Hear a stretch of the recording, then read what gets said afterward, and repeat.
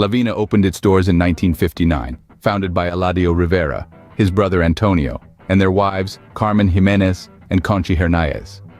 Eladio's son, Santi, started working in the bar from a young age. A passionate, self-taught cook, he was spurred on by advice from his chef friends and the occasional cooking course.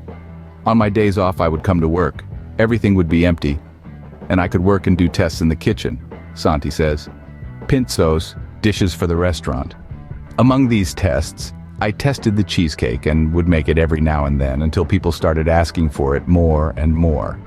Cheesecake wasn't a traditional Basque dish, but this was the late 1980s, and Santi was filled with ideas from courses he'd attended further afield, in places such as Paris.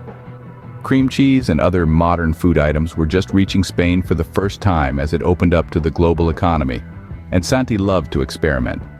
The cheesecake was served for years, but it was only when the trend for pinzo tours took off in the 2000s that foreigners en masse began to discover La Viña's cheesecake, which lines the shelves of the bar still in spring-form tins with singed parchment paper poking out the top.